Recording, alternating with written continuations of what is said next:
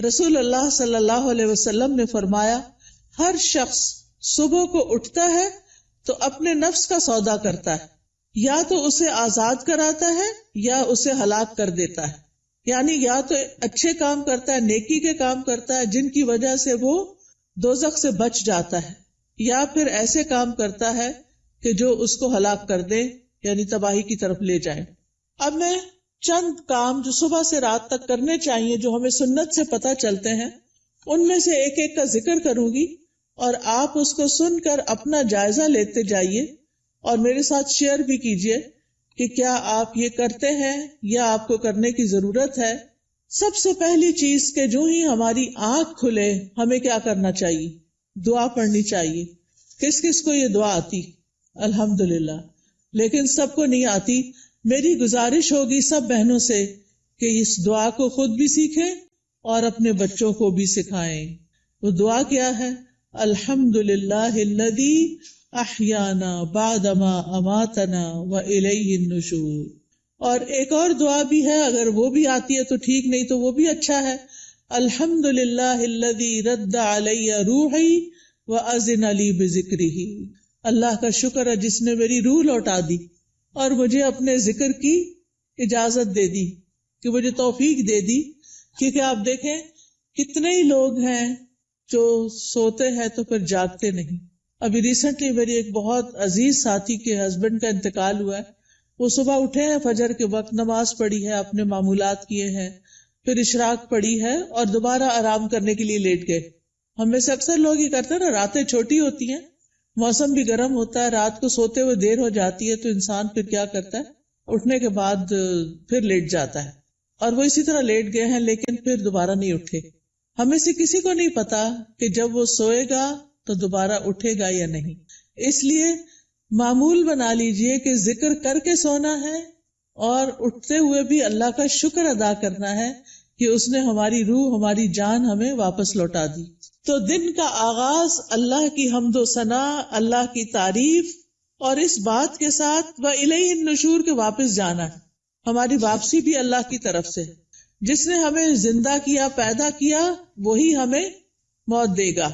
پھر آپ دیکھیے کہ اس کے ساتھ ہمیں یہ بھی یاد رکھنا چاہیے کہ کائنات کی ہر چیز تسبیح کر رہی ہے اللہ کی تعریف بیان کر رہی ہے. قیامت کے دن سب سے افضل بندے وہ ہوں گے جو کثرت سے اللہ کی تعریف کرتے ہیں. حمادون ان کو کہتے ہیں. اور ایک دفعہ الحمدللہ کہنا میزان کو نیکیوں سے بھر دیتا ہے. یعنی صبح صبح اب ہم الحمدللہ کہیں تو گویا ہم نے اپنے لیے ایک بہت بڑا ذخیرہ نیکیوں کا اکٹھا کر لیا. اور ویسے بھی شکر ادا کرنا جو ہے وہ اللہ تعالیٰ کو بہت پسند ہے. پھر آپ دیکھیں کہ جب یہ کہتا ہے نا کہ وَإِلَيْهِ النُّشُورِ، کہ دوبارہ اسی کی طرف جی اٹھنا ہے، تو قبر سے بھی اٹھنا ایسا ہی ہے جیسے کوئی بستر سے اٹھتا ہے. کسی کو اچھے خواب آتے ہیں وہاں اور کسی کو نہیں آتے. قبر میں بھی کچھ لوگ تو خوشحال ہوں گے اور کچھ لوگ برے حال میں ہوں گے. بہرحال قیامت کے دن سب کو اٹھنا ہوگا. تو انسان موت کو یاد کرتے ہوئے، اپنے مقصد کو سامنے رکھتے ہوئے کہ واپسی بھی ہے، اس طرح دن کا آغاز کرے تاکہ اچھے سے آغاز کرے. اس کے بعد سب سے پہلا کام آپ کیا کریں گے؟ بیڈ ٹی پئیں یا کچھ اور کریں گے؟ نماز فجر اسی وقت پڑھیں گے جب آپ فجر کے لیے اٹھیں گے. جو لوگ اس وقت نہیں اٹھتے وہ بہت بڑا نقصان کر لیتے ہیں. لہذا دن کا آغاز فجر کی نماز سے. فجر کی نماز پہلی نماز ہے صبح کی، اس کی بڑی امپورٹنس ہے. اللہ تعالیٰ نے بندوں پر 5 نمازیں فرض کی ہیں اور رسول اللہ صلی اللہ علیہ وسلم نے فرمایا جس نے انہیں ادا کیا اور ان کا حق ہلکا سمجھتے ہوئے ان میں سے کچھ ضائع نہ کیا تو اللہ تعالیٰ کا اس کے لیے قیامت کے دن یہ عہد ہے کہ اس کو جنت میں داخل فرمائے. اور جس نے ان کو ادا کیا مگر ان کا حق ہلکا سمجھتے ہوئے، معمولی چیز سمجھتے ہوئے نماز کو ان میں سے کچھ ضائع کر دیا تو اللہ کا کوئی وعدہ نہیں، چاہے تو عذاب دے چاہے تو معاف کر دے. تو اس لیے دن کا آغاز اللہ کی نافرمانی سے نہیں کرنا. کس سے کرنا؟ فرما برداری سے. اور فرما برداری میں پہلی فرما برداری نماز. پہلا سوال قیامت کے دن نماز کا ہوگا. اگر اسی ٹیسٹ میں فیل ہو گئے تو آگے اور مشکلات ہو جائیں گی. اللہ سبحانہ تعالی دن میں 2 بار فرشتوں سے بندوں کی نماز کے بارے میں خبر لیتے ہیں، ایک فجر اور ایک عصر۔ وہ پوچھتے ہیں جب تم گئے تھے ان کے پاس تو کیا کر رہے تھے؟ فرشتے بتاتے ہیں وہ نماز پڑھ رہے تھے۔ جب تم نکلے تو کیا کر رہے تھے؟ کیونکہ عصر اور فجر میں شفٹ چینج ہوتی ہے فرشتوں کی۔ عصر کے وقت رات کے فرشتے آ جاتے ہیں ڈیوٹی پر، اور فجر کے وقت دن کے فرشتے آ جاتے ہیں۔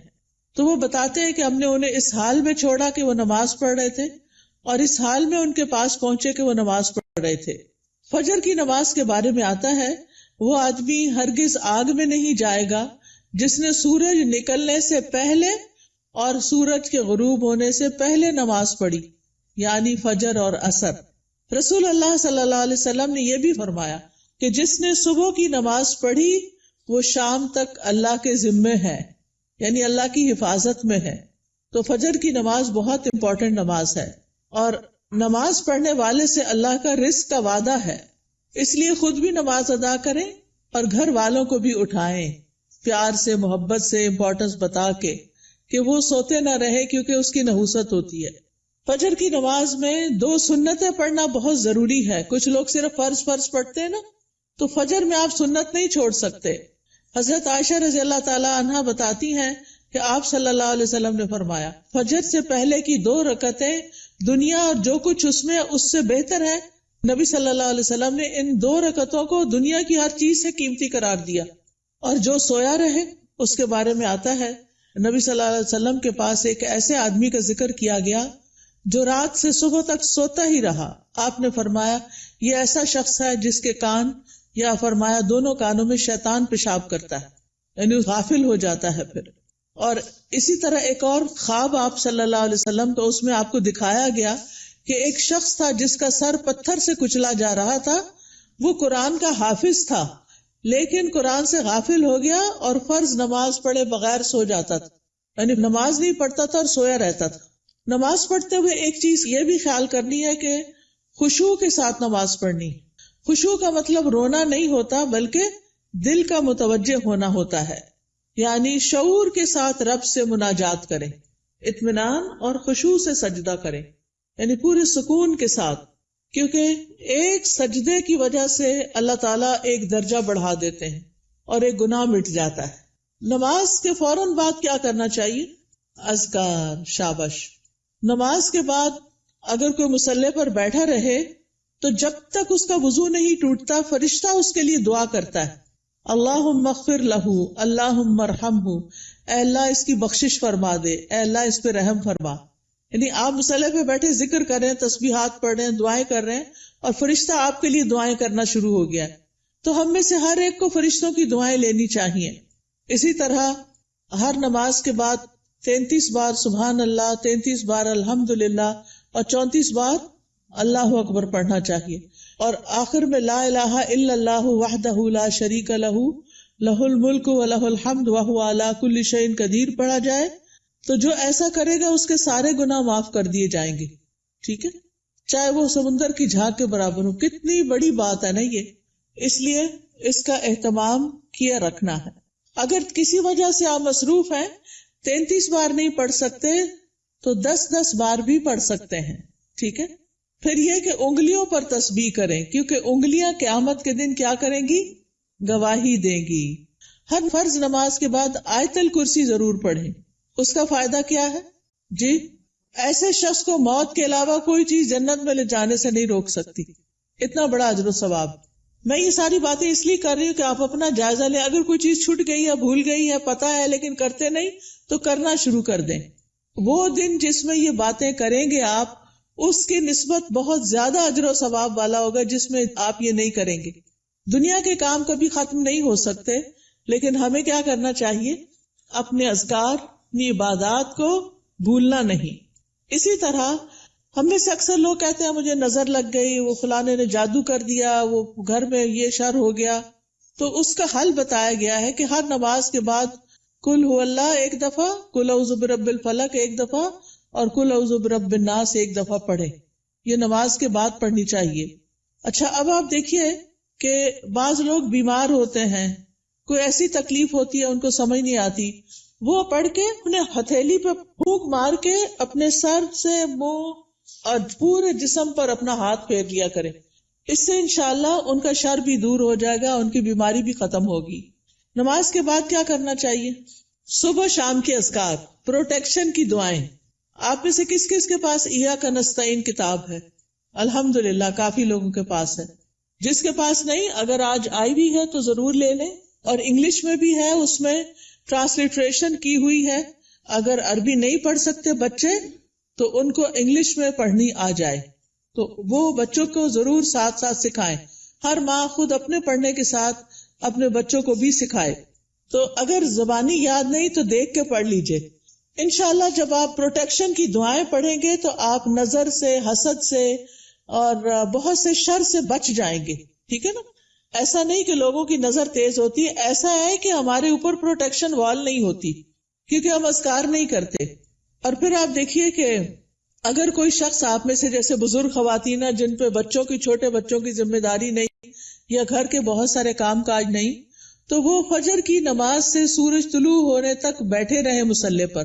کیونکہ رسول اللہ صلی اللہ علیہ وسلم نے فرمایا جو شخص صبح کی نماز جماعت کے ساتھ ادا کرے پھر بیٹھا اللہ کا ذکر کرتا رہے یہاں تک کہ سورج نکل آئے، پھر 2 رکعتیں پڑھے اشراق کی، یعنی اس کے لیے ایک حج اور عمرے کا ثواب ہے. کوئی معمولی اجر ہے؟ کتنا بڑا اجر کما لیتے ہیں وہ لوگ جو تھوڑا صبر سے بیٹھے رہتے ہیں فجر کے بعد اور نفل پڑھ کے اٹھتے ہیں، اور 2 رکعتیں ہی پڑھنی ہوتی ہیں. تو انسان کا دل، اس کی روح، یہ سیراب ہو جاتے ہیں ان اعمال سے جو ابھی تک میں نے آپ کو بتائے. آپ کے لیے خیر و برکات کے دروازے کھل جاتے ہیں، دنیا اور آخرت میں سلامتی کا ذریعہ ہے، عظیم اجر و ثواب کا ذریعہ ہے، شر کے آنے سے پہلے، تکلیف کے آنے سے پہلے، واقع ہونے کے بعد اسے ہٹانے کا ذریعہ ہے. یہ دعائیں، یہ جو میں بتا رہی ہوں نا پروٹیکشن کی دعائیں جو ہیں، رب کے سامنے فقر اور عاجزی کا اظہار بھی ہے، اللہ تعالیٰ کی نعمتوں کا اعتراف بھی ہے. اور یہ ایسے ہی ہے جیسے کوئی دشمن سے بچنے کے لیے اپنے آگے کوئی وال کھڑی کر لے. تو انشاءاللہ اگر ساری نہیں بھی پڑھ سکتے تو معوذتین، بسم اللہ الذی لا یضر، اعوذ بکلمات اللہ التامات من شر ما خلق، اور کچھ اور مختصر دعائیں پڑھ کے اپنے اوپر بھی پڑھیں اور بچوں کو بھی پڑھنا سکھائیں. اس کے بعد کیا کریں گے یہ بتائیے؟ تلاوت کریں، چاہے تھوڑی سی کیوں نہ کریں. اور اگر میں سمجھتی ہوں بچوں کے اسکول جانے کا وقت ہوتا ہے تو اپنی تلاوت کا وقت نہیں رہتا، پھر آپ کیا کریں؟ اپنے فون پر قرآن مجید کا کچھ نہ کچھ حصہ ریگولر لگا دیں. کوئی پورے قرآن کو ڈاؤن لوڈ کر لیں، اب تو ایسی ویب سائٹس بھی ہیں، وہاں سے آپ شروع کریں، الحمد سے الناس تک پورا کریں. ہر روز تلاوت لگا دی، بچے بھی تیار ہو رہے ہیں، آپ بھی کچن میں کام کر رہی ہیں اور ساتھ ساتھ تلاوت سنیں. کیوں؟ ان الذین یتلون کتاب اللہ واقاموا الصلاۃ وانفقوا مما رزقناہم سرا وعلانیۃ یرجون تجارۃ لن تبور. بے شک جو لوگ اللہ کی کتاب کی تلاوت کرتے ہیں، اور تلاوت کا عربی میں معنی فالو کرنا بھی ہوتا ہے، سمجھ کے پڑھنا، اور انہوں نے نماز قائم کی اور جو کچھ ہم نے انہیں دیا ہے اس میں سے انہوں نے پوشیدہ اور ظاہر خرچ کیا، وہ ایسی تجارت کی امید رکھتے ہیں جو کبھی برباد نہ ہوگی. یہ لوگ اللہ کے ساتھ ایک بزنس کر رہے ہیں. یہ چیزیں یہ پڑھتے ہیں، تلاوت کرتے ہیں، قرآن پڑھتے ہیں، لوگوں پہ خرچ کرتے ہیں، تو یہ اللہ کے ہاں ایسا اجر، اتنا پروفٹ پائیں گے کہ سوچ بھی نہیں سکتے، تاکہ وہ انہیں ان کے اجر پورے پورے دے اور اپنے فضل سے انہیں زیادہ بھی دے. بے شک وہ بے حد بخشنے والا نہایت قدردان ہے. تو پیاری بہنوں، تلاوت کو نہیں چھوڑنا، چاہے ایک صفحہ کیوں نہ ہو، ایک ربع کیوں نہ ہو، ہاف جز کیوں نہ ہو، ایک پارہ کیوں نہ ہو. میرے ایک بہنوئی تھے، فوت ہو گئے، اللہ تعالیٰ ان پہ رحم فرمائے. وہ چاند کی پہلی تاریخ کو پہلا سپارہ پڑھتے اور آخری کو آخری سپارہ پڑھتے، اور اس طرح ہر مہینے پورا قرآن ختم کر لیتے. تو جن لوگوں کی بہت زیادہ مصروفیات نہیں، ریٹائرڈ لائف گزار رہے ہیں، ان کو کیا کرنا چاہیے؟ قرآن کی تلاوت زیادہ کرنی چاہیے، کیونکہ قرآن جو ہے یہ غموں کا علاج ہے، شفا ہے، سکون کا ذریعہ ہے، اس لیے اس کو نہیں چھوڑنا. ایک حرف پڑھنے کا کتنا اجر ہے؟ 10 گنا. ایک حرف الف پڑھیں گے تو 10 نیکیاں، لام پڑھیں گے تو 10 نیکیاں، میم پڑھیں گے تو 10 نیکیاں. کیا کوئی اور کام کرنے سے اتنا پروفٹ آپ گین کر سکتے ہیں؟ نہیں. ہاں ایک مشکل ہے، کچھ لوگوں کو پڑھنا نہیں آتا، یا ان کی تجوید ٹھیک نہیں، یا وہ ڈرتے ہیں کہ کوئی سن لے گا تو پھر کیا ہوگا. تو ایسی صورت میں ان کو اپنی تجوید ٹھیک کرنی چاہیے. اس کے لیے میں آپ کو ایک طریقہ بتاتی ہوں، اور وہ طریقہ ہے ایک ایپ ڈاؤن لوڈ کر لیں، لرن قرآن. کس کس کے پاس ہے یہ ایپ؟ 8-10 لوگوں کے پاس ہے، زیادہ نہیں ہے. آپ یہ ایپ اگر ڈاؤن لوڈ کر لیں. اچھا، قرآن پر آل کس کے پاس ہے؟ وہ بھی تھوڑے سے لوگوں کے پاس ہے. ان دونوں میں سے کوئی بھی ایپ آپ ڈاؤن لوڈ کر لیں. یہ آپ آئی فون پہ بھی کر سکتے ہیں اور اینڈرائڈ پہ بھی کر سکتے ہیں. ٹھیک ہے، اس میں آپ تجوید سیکشن پہ چلے جائیں. تجوید پہ جائیں گے تو وہاں آپ کو ایک ایک آیت کہلوائی ہوئی ملے گی. پہلے ٹیچر پڑھے گی، پھر پیچھے آپ پڑھیں گے. تو آپ کیا کریں، جب ٹیچر پڑھ رہی ہو غور سے سنیں، جب اسٹوڈنٹس آگے پڑھے آپ بھی ساتھ شامل ہو جائیں. تو اس طرح روز پڑھتے پڑھتے آپ کی تجوید ٹھیک ہو جائے گی. کیونکہ بعض کا جب انسان بڑا ہو جاتا ہے نا، تو اس کو شرم آتی ہے کسی کے پاس جا کے غلطیاں نکلوانے کی، یا ٹائم نہیں ہوتا، یا فیس نہیں دے سکتے، یا کوئی اور مسائل ہوتے ہیں. تو آپ قرآن مجید کھول کے بیٹھ جائیں، آڈیو لگا کے بیٹھ جائیں، اور 7 انگلی رکھ کے ایک ایک آیت کو پڑھ پڑھ کے یاد کریں. اس کے مخارج ٹھیک کریں، ادائیگی ٹھیک کریں. ٹھیک ہے، جس گھر میں قرآن پڑھا جاتا ہو وہاں فرشتے حاضر ہوتے ہیں. ابو ہریرہ کہا کرتے تھے، بے شک قرآن پڑھنے کی وجہ سے گھر اپنے رہنے والوں کے لیے کشادہ ہو جاتا ہے. اس میں فرشتے حاضر ہوتے ہیں، شیاطین اس گھر کو چھوڑ دیتے ہیں اور اس کی خیر و برکت بڑھ جاتی ہے. یعنی اس گھر میں خیر و برکت ہوتی ہے جس میں کیا ہوتا ہے، قرآن کی تلاوت ہوتی ہے. آج آپ دیکھیں ہمارے بچے ویڈیو گیمز کے پیچھے دیوانے ہیں، قرآن پڑھنے کے لیے تیار نہیں. ہم اپنے پیچھے کیا چھوڑ کے جا رہے ہیں؟ آپ کو پتا نا، جب بچے قرآن پڑھتے تو ماں باپ کو بھی ثواب ملتا ہے کیونکہ انہوں نے ان کو پڑھوایا. لیکن اگر ہمارے بچے قرآن ہی نہیں پڑھ رہے تو مرنے کے بعد کون ہمارے لیے دعائیں کرے گا، کون ہمارے لیے کچھ کرے گا؟ تو اس لیے پیاری بہنوں، آپ ان کے لیے عملی نمونہ بنو، رول ماڈل بنو. آپ گھر میں ان کے بیچ میں بیٹھ کے تلاوت کرو، سیکھو. اگر نہیں تو انہیں بتائے، میں اب دیکھو اس ایج میں سیکھ رہی ہوں، چلو ہم سب مل کے سیکھتے ہیں. ان کو بھی ساتھ بٹھا لیں، چھوٹی سی گھر میں کلاس بنا لیں، 2-3 بچے اور آپ خود بیٹھ جائیں. اگر آپ کے ہسبینڈ بھی ساتھ بیٹھ جائے تو بہت ہی اچھا ہے. اگر یہ نہیں ہوتا تو کوئی ٹیچر ہائر کریں جو گھر پہ آئے، یا آپ اس کے پاس لے جائیں یا آن لائن پڑھائیں. لیکن اس فریضے سے آپ نے کوتاہی نہیں کرنی کہ بچوں کو قرآن سکھا کے جانا ہے دنیا سے. اور جس گھر میں قرآن نہیں پڑھا جاتا وہ اپنے رہنے والوں کے لیے تنگ ہوتا ہے، نحوست ہوتی ہے اس میں.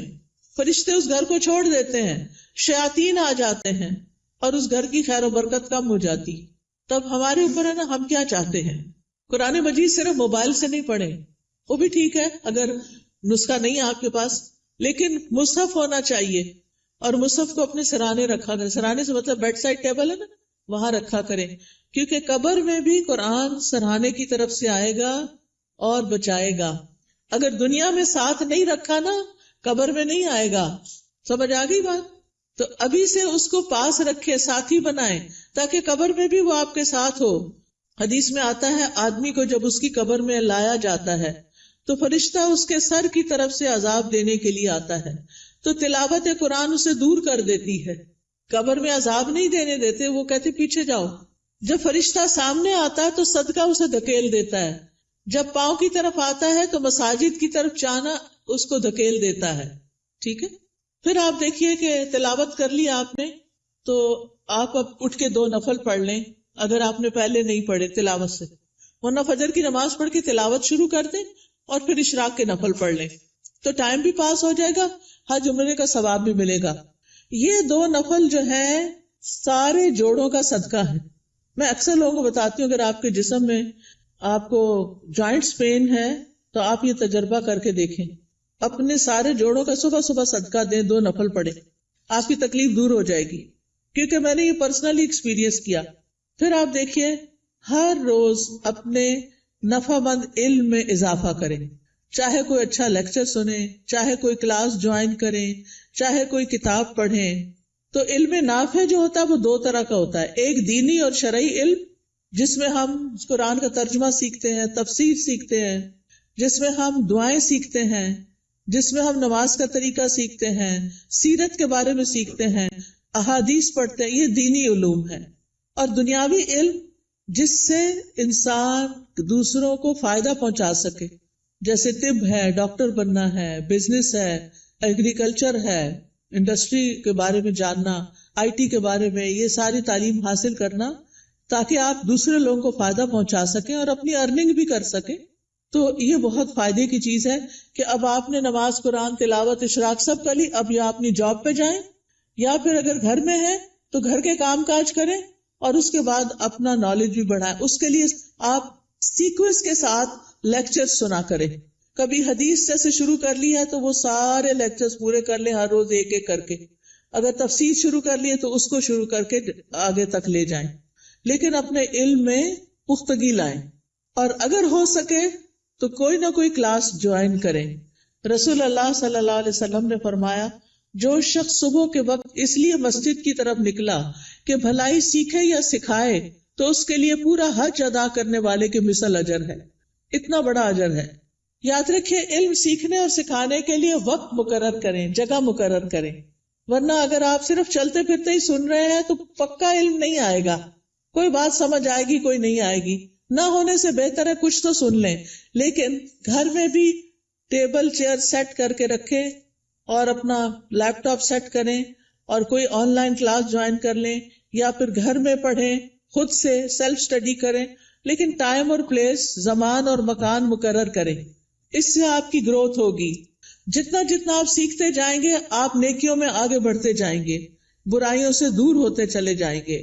پھر آپ دیکھیں کچھ بہنیں ناشتہ نہیں کرتی، وہ کہتی ہیں کہ موٹے ہو جائیں گے اور چھوڑو پرے، لیکن ناشتہ ضرور کریں. آپ کو کام کرنے کے لیے، پڑھنے کے لیے، جاب پہ جانے کے لیے انرجی چاہیے. چاہے چند کھجوریں ہی کیوں نہ کھا لیں، کھجور پانی لے لیں، کچھ اور سیڈز وغیرہ لے لیں، نٹس لے لیں، جو بھی آپ کو پسند ہو. اگر دودھ پسند ہے تو زیادہ دودھ اور کم چائے ڈال کے پی لیں. بہت سے لوگ صرف کافی پی لیتے ہیں تو وہ درست نہیں کہ آپ اپنے آپ کو صرف ایسی چیزوں پر کہ جو آپ کے اندر کیفین ڈالے اور آپ صرف اس کی وجہ سے ایکٹیو اور غذائیت نہ ہو، تو آپ دیکھیں کہ پھر آپ سے بہت سے کام ہو نہیں پاتے، آپ جلدی تھک جاتے ہیں. تو اس کو بھی بچائیے. اپنے جسم کی حفاظت بھی عبادت ہے، ٹھیک ہے نا؟ جسم کی حفاظت بھی عبادت ہے. یہ نہیں کہ سب کی ٹیک کیئر کرتے کرتے اپنے آپ کو بھلا کے رکھ دیں اور پھر کسی کام کے نہ رہیں، نمازیں بھی بیٹھ کے شروع کر دیں. یہ نہیں ہونا چاہیے.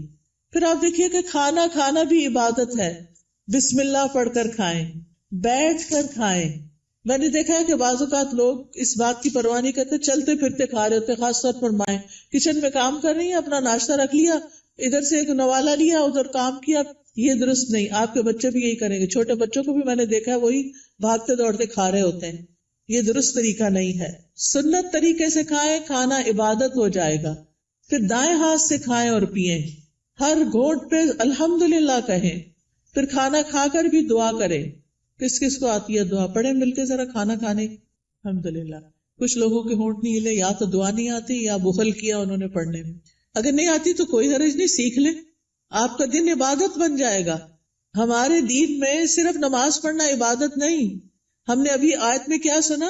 نماز پڑھو اور نیکی کرو. وہ کون سی نیکی ہیں جو نماز کے علاوہ ہیں؟ وہ یہی نیکیاں ہیں. اپنی کیئر کرنا بھی نیکی ہے اور بسم اللہ پڑھ کے کھانا بھی نیکی ہے، الحمدللہ کہنا بھی نیکی ہے. جو بندہ پانی پی کر الحمدللہ کہتا ہے اللہ اسے راضی ہو جاتا ہے، خوش ہو جاتا ہے. کہ یہ مشکل کام تو نہیں اللہ کو راضی کرنا، بشرطے کہ ہمارے کچھ آداب اور مینرز ایسے ہوں. صبح صبح اپنے آپ سے سیلف ٹاک کیا کریں اور کہا کریں میری ساری زندگی میرے رب کے لیے، میں اللہ کی بندی ہوں، اللہ کی فرما بردار بنوں گی، اللہ کا حکم مانوں گی، اللہ کو راضی کروں گی. اپنے آپ سے یہ باتیں کیا کریں. میں ہر کام اللہ کی پسند کا کیا کروں گی، کیونکہ جو آپ سوچتے ہیں بولتے ہیں پھر وہ کرتے بھی ہیں. ٹھیک ہے نا؟ کیونکہ ہمارے دل میں کیا ہوتا ہے، فلاں کیا کہے گا، اس کو خوش کرنا، اس کو راضی کرنا، فلانا کام کرنا، فلانا. ٹھیک ہے وہ سب کریں لیکن اپنا خیال بھی رکھیں. ہم نماز پڑھ کے بھی عبادت کرتے ہیں، ہم مخلوق کا خیال رکھ کے بھی عبادت کر رہے ہوتے ہیں، اور ہم اپنے عادات کو اچھا بنا کے بھی عبادت کر رہے ہوتے ہیں. تو ہمیں اپنا ایمان بھی بڑھانا ہے اور ایمان بڑھانے والا ماحول بھی قائم کرنا ہے. اپنے گھر کا ماحول، اپنے سوشل سرکل کا ماحول ایمان بڑھانے والا. آپ ایسے لوگوں سے ملیں جن سے ملنے کے بعد آپ کا ایمان اوپر جائے، اور ان لوگوں سے ذرا دور رہیں، اسپیس دیں جن سے مل کے آپ کی طبیعت خراب ہوتی ہے، اور وہ ایسی غیبت کرتے ہیں کہ آپ کا ایمان خراب کر دیتے ہیں. کیونکہ میں نے دیکھا ہے کہ بہت دفعہ خواتین سب بچے وغیرہ اسکول گئے، ہسبینڈ آفس گئے، اب کیا شروع ہو گئے، موقع مل گیا ان سب کی شکایتیں کرنے کا. کبھی اماں کو شکایت لگا رہے ہیں، کبھی دوست کو لگا رہے ہیں، روزانہ کی روٹین. کچھ لوگوں کو تو ہمیں فون کرنا ہی ہوتا ہے کہ ہمارے دوست ہوتے ہیں، آ نہیں سکتے، ہم جا نہیں سکتے، تو ہم فون پہ باتیں کرتے ہیں. اور اب تو فیس ٹائم اور پتہ نہیں کیا کیا باتیں کرنے کے ذریعے آ گئے ہیں دور بیٹھے لوگوں سے بھی. ایک دن ایک بچی نے مجھے فون کیا، رو رہی ہو. میں نے کہا کیا مسئلہ ہے تمہیں، کچھ اور کی طرف سے تکلیف ہے؟ نہیں کوئی تکلیف نہیں، تمہارے رزق کی کمی نہیں، وہ بھی کمی نہیں، میرے پاس ہر نعمت. میں نے کہا پھر کیوں رو رہی ہیں؟ کہتی ہے وہ میری بھابھی نے میری امی کا جینا حرام کر رکھا ہے. میں نے کہا آپ کو کیسے پتا چلا؟ یعنی مجھے لیٹسٹ خبر دے رہی تھی کہ آج میری بھابھی نے یہ فساد گھر میں کیا. میں نے کہا وہ اللہ کے بندے آپ کو بتاتے کیوں ہیں؟ وہ یو کے میں رہتی تھی. میں نے کہا آپ پاکستان کی خبریں یو کے میں سن کے رو کے کینیڈا میں رپورٹ کر رہی ہیں، ساری دنیا کو سر پہ اٹھائے ہوئے ہیں. کیا فائدہ ایسی زندگی کا؟ اگر ہمارے گھر میں کوئی جھگڑا نہ تو اللہ کے واسطے بیٹیوں کو آرام سے اپنے گھر میں رہنے دیں، اپنے جھگڑوں کو گھر میں خود ہی نپٹا لیں.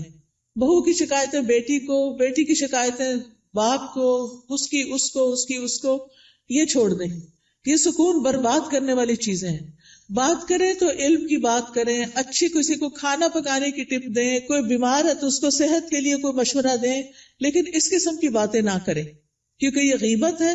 اور آپ کی نے جو صبح سے وہ اٹھی ہوئی ہے نا اور جو کچھ کیا ہے سب صفائی ہو جائے گی، شام ہونے سے پہلے سب کچھ ختم. تو اس لیے بہت ضروری ہے کہ ہم کیا کریں، اپنی زندگی کا جائزہ لیں کہ کون سی چیزیں ایمان بڑھانے والی ہیں اور کون سی گھٹانے والی ہیں. ایمان گھٹانے والے کام، گناہ کے کام، نافرمانی کے کام، جھوٹ اور بخل. پھر آپ دیکھیں کہ اپنے جسم اور اپنی روح کا خیال کرنے کے لیے اپنے آپ کو صاف ستھرا رکھیں، یہ بھی عبادت ہے. آپ نے وہ حدیث سنی ہوگی نا، صفائی نصف ایمان ہے، وہ بچپن میں رٹا دیتے ہیں. اپنے جسم کی صفائی، ایکسٹرا بالوں کی صفائی، اپنے کپڑوں کی صفائی، اپنے گھر کی صفائی پہ لگ جائیں. اور کس نیت سے کہ یہ عبادت ہے. میں اپنا ماحول صاف کر رہی ہوں، اپنے گارڈن کو صاف کر رہی ہوں، اپنی کھڑکیاں صاف کر رہی ہوں، جو بھی کریں. اور ایک ہی دن میں سب کچھ نہیں کریں، پھر نماز بھی نہیں پڑھی جائے گی. اپنا اسکیجول بنا کے سیٹرڈے کو یہ کرنا، سنڈے کو یہ، منڈے کو یہ، اور کس کام میں کس کو ساتھ لگانا ہے، بچوں کو لگانا ہے، ہسبینڈ کو لگانا ہے، اپنی کسی فرینڈ کو بلا کے ساتھ لگانا ہے، وہ سارا کچھ لکھ کے رکھ لیں. اور اکیلی اپنی جان پہ زیادہ بوجھ نہ ڈالے، ٹھیک ہے. پھر اپنے جسم، ناخن، بال، دانتوں، ان سب کی صفائی کا اہتمام. مسواک رب کو راضی کرنے کا ذریعہ ہے. پھر وضو کے بعد کی دعا، پھر اذان سن کے اس کی دعا. پھر کوئی بھی ایسی چیز جو آپ کو پریشان کرتی ہے اس کے بارے میں اپنے رب پر توکل کہ یا رب تو ہی کرنے والا ہے، میں تیری ہی طرف رجوع کرتی ہوں، تجھ سے ہی دعا کرتی ہوں. اور رب سے دل ہی دل میں باتیں کیا کریں. کسی بھی طرح کے حالات ہوں، اللہ کی رحمت سے نا امید نہ ہوں، اللہ کی رحمت سے پر امید رہیں. باہر گروسری کرنے جا رہے ہیں، کوئی بھی کام کر رہے ہیں، اس کے ساتھ اپنا غور و فکر اور ذکر جاری رکھیں. تمام دن اللہ کے ذکر سے اپنی زبان کو تر رکھیں. یعنی دنیا کے کام کرتے ہوئے جب زبان یعنی کہ خالی ہے، کچھ بھی بولنے کو نہیں، تو اللہ کا ذکر دل ہی دل میں اور زبان سے کرتے رہیں، کیونکہ اس سے آپ کے دل میں سکون رہے گا، آپ کی روح سرشار رہے گی. ایک دفعہ سبحان اللہ اور الحمدللہ کہنے سے زمین آسمان بھر جاتا ہے. اور یہاں پر کچھ کارڈز بھی ہم آپ کے لیے لائے ہیں جن میں اذکار ہیں، تو اپنے کام کاج سے فارغ ہو کے آپ وہ ذکر کر سکتے ہیں، جیسے یہ تسبیحات ہیں. پھر اسی طرح اگر آپ کو رزق کی تنگی ہے تو یہ رزق میں کشادگی کے لیے دعائیں ہیں. پھر اگر کسی اہم کام میں آپ کو مشورہ کرنا تو یہ استخارہ ہے، استخارہ کیسے کریں اور اس کی دعا. پھر اسی طرح اللہ کا شکر ادا کرنے کے لیے یہ الحمدللہ کا کارڈ ہے، یہ دعائیں ہیں شکر ادا کرنے کی، اللہ کی تعریف کی، کیونکہ اللہ کی تعریف کرنے والے قیامت کے دن سب سے افضل بندے ہوں گے. پھر یہاں کچھ تسبیحات بتائی گئی ہیں، ان کا انگلش میں بھی ٹرانسلیشن ہے جن کے بہت بڑے بڑے فائدے ہیں. پھر آپ دیکھیے اگر قرض سے پریشان ہیں، مالی معاملات میں، تو یہ دعائیں ہیں، ان کا بھی انگلش ٹرانسلیشن موجود ہے. پھر یہ پروٹیکشن کی دعائیں ہیں. تو آپ دیکھیے کہ معمولی قیمت کے یہ کارڈ جو ہیں آپ کی زندگی میں بہت بڑی تبدیلی لا سکتے ہیں. تو آپ نے اگر یہ سارے اپنے گھر میں رکھے ہوئے ہوں ایک دن ایک اٹھا کے پڑھ لیجئے، دوسرے دن دوسرا پڑھ لیجئے، تیسرے دن تیسرا پڑھ لیجئے، اور اس طرح آپ کا ذکر کے ساتھ ایک رابطہ قائم ہو جائے گا۔ کثرت سے توبہ استغفار کریں۔ اگر کوئی مسائل ہے زندگی میں، کوئی پریشان کر رہی ہے چیز، تو استغفار کی کثرت، استغفر اللہ کی تسبیح کر سکتے ہیں، اللہم اغفر لی کی تسبیح کر سکتے ہیں۔ پھر اسی طرح وقت کا بہتر سے بہتر استعمال کریں۔ وقت جو ہے وہ بہت قیمتی نعمت ہے، ایک دفعہ اگر وقت چلا جائے تو دوبارہ نہیں آتا، اس لیے ہر دن کو مفید اور پروڈکٹیو ڈے بنائیں۔ رسول اللہ صلی اللہ علیہ وسلم نے فرمایا، دو نعمتیں ایسی ہیں جن کے بارے میں اکثر لوگ خسارے میں ڈالے گئے ہیں، ایک تندرستی اور دوسرے فراغت، کہ اس سے وہ فائدہ نہیں اٹھاتے جتنا اٹھانا چاہیے۔ بیمار ہو کر تو انسان کچھ کر نہیں سکتا، جب تک اللہ آپ کو چلتا پھرتا رکھے آپ عبادت بھی خوب دل بھر کے کریں اور بندوں کی خدمت بھی کریں اور فضول قسم کی ایکٹیویٹیز میں اپنا وقت ضائع نہ کریں۔ آپ دیکھیے کہ ہمارے دن میں کئی ڈسٹریکشنز ہوتی ہیں، خاص طور پر فون کی وجہ سے۔ ہم نے کوئی اپنے گول سیٹ کیے ہوئے ہوتے کہ آج کے دن میں نے یہ اور یہ کام کرنے ہیں، آپ کرنا شروع کرتے ہیں کہ اتنے میں بیل بج جاتی ہے، آپ فون اٹھا لیتے ہیں اور کہیں سے کہیں پہنچ جاتے ہیں، اور جو کرنے کا کام تو وہ دھرے کا طرح رہ گیا۔ تو اس چیز سے بھی آپ نے کانشیس رہنا ہے، کچھ وقت کے لیے فون بند کر دیا کریں اور اس وقت اپنے کرنے کے کام پہلے پورے کریں، پھر اس کے بعد فون کھولیں، تاکہ آپ کا دن نتیجہ خیز دن ہو۔ جب انسان اپنے کرنے کے کام کر لیتا ہے تو اس کو ایک خاص سیٹسفیکشن ہوتی ہے، خاص خوشی نصیب ہوتی ہے۔ تو آپ اپنے کرنے کے کاموں کی لسٹ بنائیں، اپنے مقاصد کو دہرایا کریں، بے مقصد چیزوں سے خود کو دور رکھیں، اور جو ٹارگٹ آپ حاصل کرنا چاہتے ہیں اس کے لیے دیکھیں کہ آپ کو کیا کیا چاہیے، وہ بھی لکھ لیں۔ پھر اسی طرح کاموں کو لٹکائیں نہ، تاخیر نہ کریں، وقت پر کریں، روٹین بنائیں تو کام سارے ہی ہو جائیں گے، کیونکہ ہیپ ہیزرڈ کبھی کچھ کر لیا، کبھی کچھ کر لیا، کبھی کچھ کر لیا، بہت وقت ضائع ہوتا ہے۔ ایک کام کرتے ہوئے آپ کو یہ پتا ہونا چاہیے کہ نیکسٹ کیا کرنا ہے مجھے، یہ نہیں کہ اوہو آج میں یہ تو کرنا بھول ہی گئی، یہ تو پڑھا ہی نہیں، یہ تو کیا ہی نہیں۔ پھر آپ دیکھیے کہ جتنے بھی اطاعت کے کام، عبادت کے کام ہوتے ہیں، اس میں مشقت لگتی ہے، محنت لگتی ہے، اس کے لیے اپنے نفس سے جہاد کرنا پڑتا ہے، اپنے نفس کو کنٹرول کرنا پڑتا ہے، کیونکہ کامیاب بھی وہی ہوتا ہے جو نفس کا تزکیہ کر لیتا ہے۔ قد افلح من تزکا وذکر اسم ربہ فصلی، فلاح پا گیا جس نے پاکیزگی اختیار کی اور اپنے رب کا نام یاد کیا، پھر نماز پڑھی، یہ ہے کامیاب ہونے والے۔ لہذا دن بھر اپنی نمازوں کی حفاظت، کیونکہ نماز قبر میں ساتھ داخل ہوگی، بچوں نے بھی نہیں داخل ہونا، مال نے بھی داخل نہیں ہونا، کسی دوست نے بھی ساتھ نہیں جانا، جس چیز نے جانا ہے اس کی فکر سب سے پہلے کرے۔ نبی صلی اللہ علیہ وسلم سے سوال کیا گیا کہ سب سے افضل اعمال کون سے ہیں، تو آپ نے فرمایا نماز کو اس کے اول وقت پر ادا کرنا، ٹائم ہو تو بلا وجہ تاخیر نہ کریں، فوراً پڑھ لیں، اور پھر نماز کی 12 سنتیں بھی ادا کیا کریں دن بھر میں، کیونکہ ایسا کرنے والے کے لیے جنت میں گھر بنا دیا جاتا ہے۔ آپ دیکھیے کہ صرف ایک سال اگر کوئی شخص سنت موقدہ پڑھتا ہے تو نہ پڑھنے والے کے درمیان اور اس کے درمیان 4320 رکعتوں کا فرق پڑ جاتا ہے۔ یعنی ایک وہ شخص جو 12 رکعتیں پڑھتا ہے سال بھر، اور دوسرا صرف فرض پڑھ رہا ہے اور کوئی نہیں پڑھ رہا سنت، تو ان دونوں کے درمیان ایک سال میں اتنا فرق پڑ جائے گا۔ اگر ایک رکعت بھی وتر روز پڑھتے ہیں آپ تو سال میں 365 رکعتیں بنتی ہیں، یہ منیمم۔ لیکن کچھ لوگ وتر بھی نہیں پڑھتے، وہ اس سے بھی محروم۔ روزانہ چاشت کی 2 رکعتیں پڑھنا یا اشراق کی 2 رکعتیں پڑھنا اور نہ پڑھنا برابر نہیں، 703 رکعتوں کا فرق پڑ جاتا ہے، ٹھیک ہے؟ تو اس لیے اپنی سستی کی وجہ سے نمازوں سے غفلت نہ برتیں، سنتوں کی بھی حفاظت کریں۔ پھر یہ ہے کہ دن میں کوئی چوٹ لگ گئی، کوئی بری خبر سن لی، کوئی بچے کا کام ایسا آ گیا، کوئی دل کو ناخوشگوار کرنے والی چیزیں آ گئی، تو ایسے میں اللہ کی طرف فوراً رجوع کریں۔ کوئی بری خبر سن لی، فوراً اللہ کی طرف رجوع، اور پھر اس کے بعد ہر کام عبادت سمجھتے ہوئے کریں، چاہے کھانا پکانا ہے، چاہے صفائی کرنا ہے، چاہے کپڑے دھونا ہے، کھانا کھلانا جو ہے وہ افضل ترین عبادت ہے۔ قرآن مجید میں آتا ہے وَيُطْعِمُونَ الطَّعَامَ عَلَى حُبِّهِ مِسْكِينًا وَيَتِيمًا وَأَسِيرًا إِنَّمَا نُطْعِمُكُمْ لوجہ اللہ لا نرید منکم جزاء ولا شکورا، وہ اس کی محبت میں کھلاتے ہیں مسکین کو، یتیم کو، اسیر قیدی کو. کیا کہتے ہیں کھلاتے ہوئے؟ ہم تمہیں صرف اللہ کے چہرے کی خاطر کھلا رہے ہیں کہ ہم اللہ کا دیدار کرنا چاہتے ہیں، ہم تم سے نہ شکریہ چاہتے ہیں نہ بدلہ چاہتے ہیں.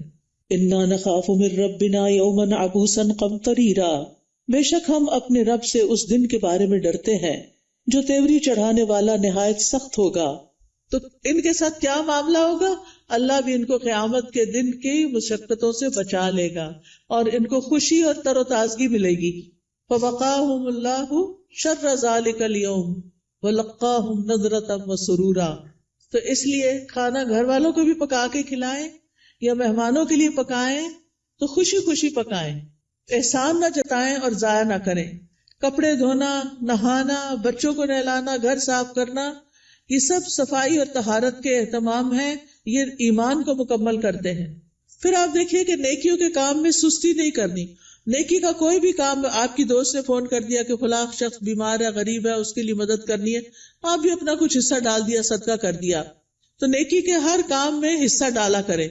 حضرت ابوبکر کے بارے میں آتا ہے، نبی صلی اللہ علیہ وسلم کی مجلس میں لوگ بیٹھے ہوئے تھے، آپ نے پوچھا آج تم میں سے کس نے روزے کی حالت میں صبح کی ہے؟ حضرت ابوبکر رضی اللہ عنہ نے عرض کیا میں نے. آپ نے پوچھا آج کس نے مریض کی عادت کی؟ انہوں نے کہا میں نے.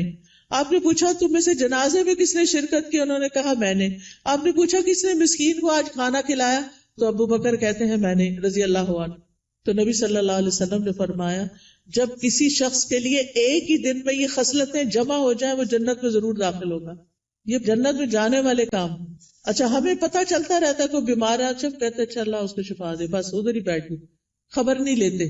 ہمیں پتہ ہوتا ہے کہ کوئی بھوکا ہے یا نہیں کھانا پکا سکتا یہ کھا سکتا، ہم کر سکتے ہیں تو ہم توجہ نہیں کرتے. ہم راشن کا انتظام کر سکتے، ہم کسی بھی طرح مدد کر سکتے ہیں، لیکن اس کی طرف توجہ کرنے کی ضرورت ہے. پھر اللہ کی نافرمانی سے بچیں، جہنم کو سامنے رکھتے ہوئے گناہوں سے بچیں. یعنی صرف نیکی کے کام کرنا کافی نہیں، گناہوں سے بچنا بھی بڑا ضروری ہے. پھر لوگوں کے ساتھ معاملہ کرتے ہوئے اچھے اخلاق سے پیش آئیں. سب سے پہلا حق آپ کے اوپر والدین کا ہے. زندہ ہیں تو ان کی زیارت کو جائیں، ان سے بات کریں، ان کے لیے دعائیں کریں، ملاقات کریں تو ان کی پیشانی چومیں، ہاتھ چومیں، کیونکہ والدین سب سے زیادہ حسن سلوک کے مستحق ہیں. نماز میں ان کے لیے دعائیں کریں. فوت ہو گئے ہیں تو ان کے لیے دعا کے علاوہ صدقہ کیا کریں. گھر والوں کے لیے باعث خیر بنیں، اپنے گھر والوں کو آگ سے بچائیں، ان کو نیکی اور دین کی طرف لا کر. پھر اسی طرح جہاں بھی بیٹھے خیر پھیلانے والے بنے، دوسروں کا بھلا کرنے والے، دوسروں کو فائدہ پہنچانے والے. کسی کو کوئی اچھا مشورہ دے دینا، کسی کا کوئی دل ہلکا کر دینا، کسی کو کوئی کسی چیز کے بارے میں رہنمائی کر دینا، علم سکھانا.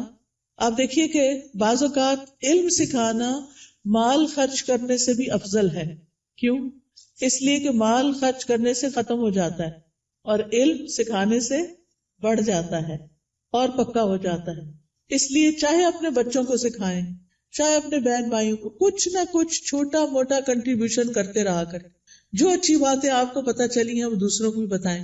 اس کے لیے آپ کے گھر میں کتابیں ہونی چاہیے، آپ کو کوئی نہ کوئی کلاس جوائن کرنی چاہیے تاکہ آپ سیکھیں اور سکھائیں.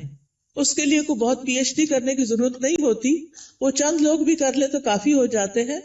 باقی لوگ روز مرہ کی چھوٹی چھوٹی چیزیں اور خاص طور پر خواتین اپنے بچوں کی تربیت کرتے ہوئے ان کو آداب اور مینر اور اخلاق سکھائیں گے تو یہ بہت بڑی کنٹریبیوشن ہوگی، وہ آپ کے لیے صدقہ جاریہ بنے گی. تو لوگوں کے ساتھ اچھے اخلاق سے پیش آئیں. ابن قیم کہتے ہیں آدمی کی برکت یہ ہے کہ وہ جہاں بھی مقیم ہو خیر کی تعلیم دے، خیر پھیلائے. تو اچھے اخلاق سے بھی انسان خیر پھیلا رہا ہوتا ہے. پھر اسی طرح دور پار ریلیٹیوز کی خبر گیری کرنا، پڑوسیوں کی خبر گیری کرنا، مریضوں کی خبر گیری کرنا، ملاقات کے وقت سلام کرنا، اپنے آس پاس کے لوگوں کا ہاتھ پٹانا، ان کے ساتھ تعاون کرنا. گھر میں اگر آپ کے علاوہ اور لوگ رہتے ہیں، اگر آپ بچے اور والدین ہیں تو ان کے کاموں میں ان کا ہاتھ بٹانا، کسی رشتہ دار کو ڈرائیو کر کے ہاسپٹل تک لے جانا. یعنی چھوٹے چھوٹے کام ہیں جن میں آپ دوسروں کے لیے خیر اور بھلائی کا باعث بنے. کسی پر خرچ کرنا، اپنے عزیزوں پیاروں کو تحفے تحائف دینا، یہ سارے نیکی اور خیر کے کام ہیں جو آپ کے دن کو افضل بنا دیتے ہیں. پھر زبان کی حفاظت، یہ بڑی ضروری ہے، کیونکہ جو بات بھی ہم کرتے فرشتے لکھ لیتے ہیں. تو فضول باتیں نہیں کرنی، کیونکہ ہماری انرجی ضائع ہوتی ہے اس میں بھی. کام کی بات کرنی ہے. انسان کے اسلام کا حسن یہ ہے کہ بیکار باتوں سے کنارہ کشی کرے. نبی صلی اللہ علیہ وسلم نے فرمایا خوشخبری ہے اس کے لیے جس نے اپنی زبان پہ قابو پا لیا اور اسے اس کے گھر نے گنجائش دی اور وہ اپنے گناہ پہ رویا. یعنی اس کا گھر اس کے لیے کافی ہو گیا، اس کے لیے سہولت ہے اس میں، اور فضول باتیں نہیں کرتا. کیلو کال چھوڑ دینا چاہیے. ہی سیڈ، شی سیڈ، یہ کہا گیا، فلاں نے یہ کیا، اس نے وہ، اس سے بہت سے فساد پھیلتے ہیں. مغیرہ بن شعبہ کہتے ہیں نبی صلی اللہ علیہ وسلم نے فرمایا بے شک اللہ تعالیٰ تمہارے لیے 3 باتیں پسند نہیں کرتا. بلا وجہ کی گپ شپ، بے کار کی باتیں اللہ کو پسند نہیں.